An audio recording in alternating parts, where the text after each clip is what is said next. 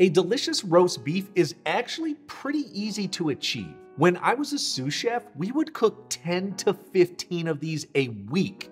And now, I only make one at a time for my family at home. What I learned from my restaurant days is that roast beef cannot be overcooked. It has to be well seasoned and thinly sliced. Now, I'm going to take extra care to ensure I achieve all three of these crucial steps. Plus, I'm thinking of adding a few more things to the mix to make sure this roast is crazy good. Let's start off by prepping up our beef. Sound good? Let's cook. I'm going to be using a large, boneless, 9-pound inside top round. This is an excellent cut of beef for roast beef. Other great options would be a bottom round or even a sirloin roast. Now, when you purchase this, it may have a little bit of fat on top and have some good intramuscular fat throughout the middle, also known as marbling, these little white specks of fat right here. And the best part is you can pick this up for between $7 and $9 a pound right now. Also known as the Sunday roast, this beauty will easily feed 10 people. What I am going to do though is trim this up a bit, and the best knife to do this is a boning knife. The second option, a chef knife. So locating the areas where there is a larger amount of fat, what I'm going to do is gently trim this away just until I see the muscle when I hit that point and don't want to go any deeper. Now, normally fat can be a good thing on cuts like picanha or even a prime rib, but those are much more tender cuts. This one is best if a good amount of this fat is removed. And be sure to remove any silver skin. This is a really tough connective tissue that doesn't cook out and can be extremely chewy if you eat it. If you're unfamiliar with what this looks like, it will be silvery and shiny and honestly looks kind of like packing tape. So to do this, I insert my knife as shallow as possible, cutting one way, then using my hand to grab that little cut, I hold it, I turn the knife in, and then I make small little sawing motions with the blade slightly tilted up to try to get only the silver skin and none of the muscle until it is removed. This, of course, will take some practice to get right. And this is looking really good here. This little bit of fat over on this side, it's totally fine. Most of it will render out, and whatever's left is going to help build that Maillard crust on top. And you'll see all the silver skin is gone. Let's give it a flip. And we're going to do the exact same thing on the bottom side. Remove any unwanted fat and all the silver skin. And you'll probably get about 7 to 8 ounces of trimmed away fat with a little bit of muscle in there. Don't throw this away, set it to the side. I've got plans for that later. Now, because this is such a large cut of meat, I want to bring it in nice and tight like this. And the best way I know how to do that is by trussing it. This will help it keep shape and help it cook more evenly. You'll need in between 10 and 11 feet of butcher's twine. So what I'm going to do with this butcher twine is go in about an inch from the edge of the cut. And then what we're going to do is make something known as a Swiss knot, which is simply looping the butcher's twine twice. Then I'm just going to tie it in a double knot. Now there are many ways to truss protein, and if you have a way that works best for you, please use it. We're going to go over about an inch. I'm going to place my pointer finger down. Then I'm going to wrap the remaining butcher's twine around. Once I get to where my finger is, I'm going to loop and tuck the loose end of that butcher's twine and pull it straight through.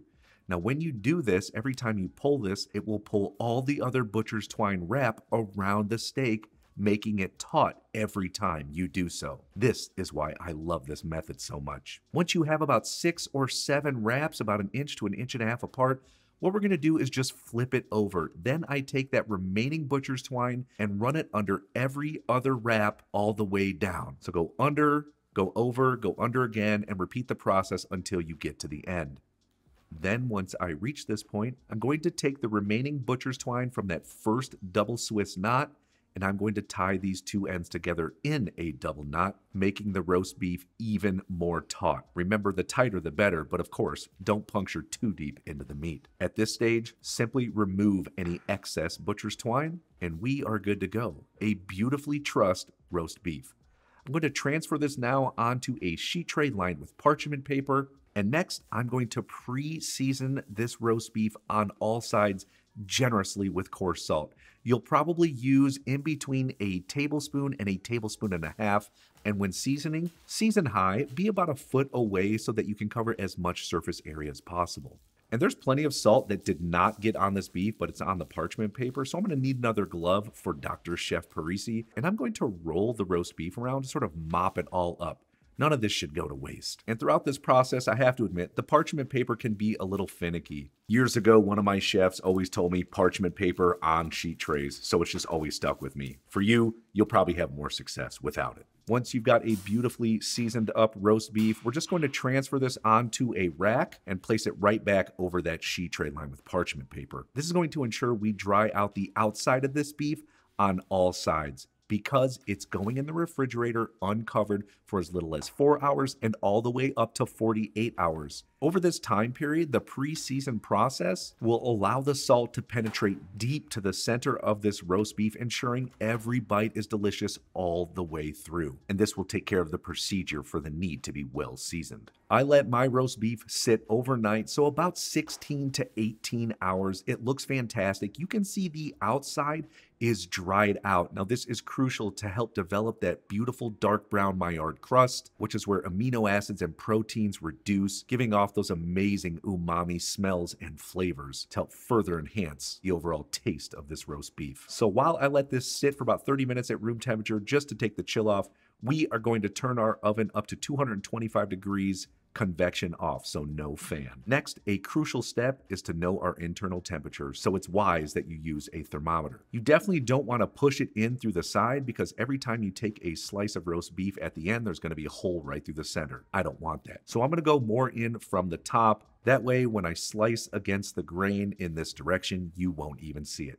Be sure to push it all the way until you get to the center. And last but not least, we want to season this up well with some freshly cracked black pepper, maybe about 3/4 to 1 teaspoon. And I'm so sorry about this camera shot. I thought I had a different angle, but obviously I forgot to press record. My apologies. Once it is generously seasoned with pepper, we're going right in that oven on a middle rack until it reaches about 120 to 122 degrees Fahrenheit internally, which is going to take around 3.5 hours for this 9-pound roast beef. And while I have so much time on my hands, I'm going to make a quick garlic butter to finish off my roast beef with. I'm going to finely grate 6 cloves of garlic right into a bowl, then I'm taking that over to my cooktop where I have a 10-inch stainless steel skillet. What I'm going to do is add in 2 tablespoons of cold unsalted butter, and then to take extra precautions so that my garlic does not burn, I'm placing it right on top of the butter. Turning the heat up to low-medium will allow my butter to slowly melt and get hot enough to cook my garlic without burning it. And once the butter is melted and the garlic is in the pan, I'm going to cook it while stirring just until fragrant, which only takes 30 to 45 seconds. My main goal here is to remove that raw bite from the garlic. Once it is cooked, I'm going to briefly set it to the side. Next, in a stand mixer with the paddle attachment, I'm adding in 2 sticks of softened unsalted butter. I'm going to crank the speed onto high and whip it for about 5 to 7 minutes or until it becomes light and fluffy like this. Then I'm going to turn the speed down, add in my cooked garlic and any remaining butter in that pan, followed up with 2 tablespoons each of finely minced fresh parsley and chives for some nice fresh green colors and mild flavoring. Then, of course, generously season it with coarse salt and fresh cracked black pepper. Let's give it a quick mix until combined. Be sure to taste it. The flavor should be very intense. After all, we're not eating this butter plain as is. No, we're using it to further enhance the flavor of other dishes. Once it's done, set it to the side. And Comies, anytime I make an herb butter like this, I always make extra. Why? Because it freezes so well. And then I pull it straight from the freezer when I need it to finish off chicken, pork, beef like this one, or toss it in a pasta or with vegetables. It's excellent, it's a time saver, and it's a great way to add a huge punch of flavor to whatever it is you're cooking. My roast beef is up to 123 degrees Fahrenheit. And let's be honest, this isn't the most beautiful looking piece of meat. It has a dark red, purplish, almost burgundy wine-like color to it. You can see the fat isn't totally rendered out, but what we're going to do at this stage is completely cover it in foil and let it rest. And I really can't say how much of a good job that pre-season and reverse sear does to dry out the outside of that roast beef. That is going to pay dividends to get that beautiful brown Maillard crust whenever it is that we roast it in the oven. Now, this can sit like this for in between 30 and 90 minutes. During this resting period, that myoglobin, the protein responsible for making meat red, will rush back in throughout this. And this is the only resting period you need to do with this. Even after we roast it in the oven, you don't have to rest it anymore. This is it. But this is a lot of time, so I'm thinking I'm going to make an epic beef gravy while this rests. I'm going to medium dice 1 peeled shallot, Then I'm going to medium dice 1 medium-sized carrot, then finally medium dicing 1 rib of celery. Now in a medium-sized 5-quart pot, I'm adding in 1 tablespoon of unsalted butter, and over medium heat, once it is melted, I'm adding in those vegetables I just prepared, along with 3 to 4 garlic cloves, 3 to 4 sprigs of fresh thyme, 2 to 3 sprigs of fresh parsley, 1 sprig of fresh rosemary, then all those meat trimmings I told you to save. We want to saute this while constantly stirring for about 5 minutes or until everything becomes lightly browned like this. And at this stage, I'm going to deglaze with a half cup of dry red wine, like Cabernet Sauvignon or Merlot. And if you don't drink alcohol, just use a little water or beef stock.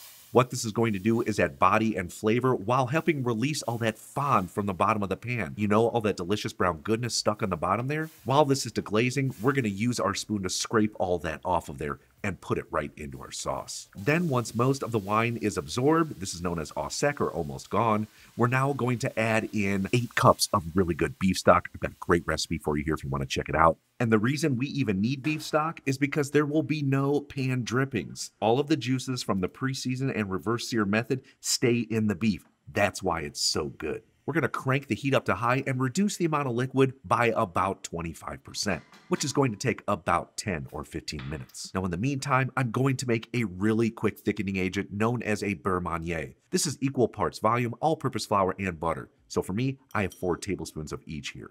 Now this spoon is pretty wimpy, so I'm going to switch over to using my hands. After all, beurre Marnier means kneaded butter. Once it is combined, I'm going to briefly set it to the side. Let's head back, give our stock a look. You can see that it's reduced by about that 25% mark. And at this stage, I'm going to whisk in a little bit of the beurre Marnier at a time to make sure it's completely mixed in and there are no big clumps of butter or flour anywhere. Now, the main reason I add in a thickening agent at the end is because I want those 15 minutes to help concentrate the beef stock even more to make this sauce more delicious. Once the beurre Marnier is in there, we're going to take the heat down to low, medium, and cook it for a further 5 to 10 minutes to get rid of any starchy flour flavors. Now, it's always a good idea throughout the process to skim the scum. So using a spoon, remove any of the impurities or fat that's collected on the top and around the outside of the pan. The sauce is looking really good at this stage, has a nice, rich, dark color, and the viscosity is excellent and known at this stage as nappe, which means it can completely coat the back of a spoon. Perfect. Let's finish it off by seasoning with salt and pepper. Then for a nice little sheen and added body to the sauce, I'm going to finish with 1 tablespoon of unsalted butter. Be sure to taste it, see if it needs anything else. Then I'm going to strain it, and if you're really into cooking, I highly recommend picking up a chinois. A fine mesh strainer will also work. Let's strain our sauce. I'm doing it right into this clear container so you can see the beautiful color and boldness of our sauce. Be sure to push through as many of those vegetables and beef trimmings as possible through the chinois to get all those flavors in there. The sauce is done and ready when you are. Just set it to the side and keep it warm. And just to have a little fun here, if you're finding you have a lot of time in this recipe, I'm going to recommend making my Yorkshire pudding. And it's a classic accompaniment to any beef dish like this. And this foolproof recipe is one that I made every day for 3 straight years at a country club I worked at in St. Louis. And you can pick up this recipe along with every single recipe I've ever created at billyparisi.com. There you'll get more details, notes, and history on every single dish that I create, along with easy imperial to metric conversions. Alrighty, let's get that beautiful Maillard brown crust on our roast beef. Starting with cranking the heat up to 500 degrees Fahrenheit, fan off. If you have convection though, crank it on, it'll make it that much better. The roast beef's been resting. It bumped up a couple degrees to that perfect 125 degrees Fahrenheit. Let's remove the foil. It's going in the oven on a middle rack at 500 degrees Fahrenheit. Remember, fan off for me, and we're going to cook it for only 10 to 15 minutes. That's all it's going to need at that temperature to develop that beautiful Maillard crust. And of course, to help it maintain that 125 degrees Fahrenheit internally, which will satisfy my procedure of ensuring it's not overcooked. When it's done, let's take it out. You can see a much more desirable color, and of course, that little bit of fat browned up beautifully as well. And again, while this is ready to go and doesn't need to rest, remember that garlic butter we made? I'm going to generously spread it all over, melting all those flavors right into our roast beef. Yeah, you know this is about to be amazing. Techniques, techniques, techniques. Now, I know I always say it, but I mean it. When you put them into practice, it makes food so much better. You will become a better cook. Everyone, is going to want to come to your house to eat this. All right, let me show you how I plate this up. First things first, remove that thermometer and of course any butcher's twine. Then again, going back to one of my 3 crucial steps, it has to be thinly sliced, so you're going to need a very sharp knife here. Do not go any thicker than a 1/4 inch. And I always get tripped out by reverse seared meat because it always seems overcooked when I slice into it, but after a few seconds, that beautiful warm, medium rare center comes rushing back. And for me, I'm just gonna serve this up on a platter with several of those slices. What else could you want? I've got Yorkshire pudding, garlic butter, gravy, and perfectly cooked roast beef. You have got to try this. And if you're really getting into reverse sear, check out my picanha steak, reverse seared on the smoker, then grilled. Oh, so good. I'll see you on there.